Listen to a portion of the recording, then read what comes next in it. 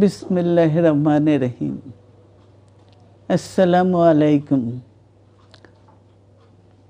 দীর্ঘদিন অসুস্থ থাকার পর আপনাদের সামনে কথা বলতে পারার জন্য আল্লাহর কাছে শুকরিয়া আদায় করছি।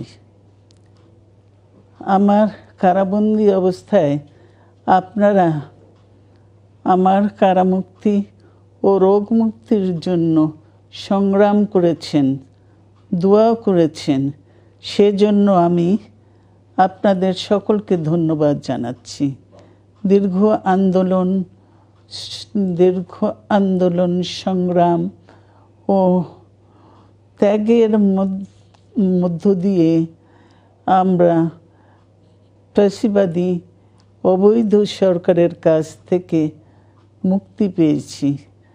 আমি আন্তরিক ধন্যবাদ জানাতে চাই আমাদের বীর সন্তানদের, যারা মরণপণ সংগ্রাম করে এই অসম্ভবকে সম্ভব করেছে। শত শত শহীদদের জানাই শ্রদ্ধা। এ বিজয় আমাদের নতুন সম্ভাবনা নিয়ে এসেছে। দীর্ঘদিনের নজিরবিহীন দুর্নীতি,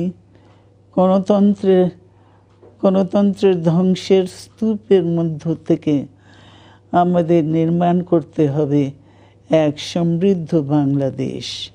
ছাত্র তরুণরাই আমাদের ভবিষ্যৎ। তরুণরা এই যে স্বপ্ন নিয়ে বুকের রক্ত ঢেলে দিয়েছে, সেই স্বপ্ন বাস্তবায়নে করতে মেধা, যোগ্যতা, জ্ঞান ভিত্তিক গণতান্ত্রিক বাংলাদেশ গড়ে তুলতে হবে।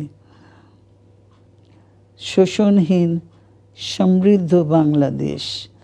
সকল ধর্মের গোত্রের অধিকার নিশ্চিত করতে হবে। শান্তি, প্রগতি আর সাম্যের ভিত্তিতে আধুনিক বাংলাদেশ নির্মাণে আসুন আমরা তরুণদের হাত শক্তিশালী করি। ধ্বংস নয়, প্রতিশোধ নয়, প্রতিহিংসা নয়, ভালোবাসা, শান্তি ও জ্ঞান ভিত্তিক সমাজ গড়ে তুলি। আল্লাহ হাফেজ। বাংলাদেশ জিন্দাবাদ।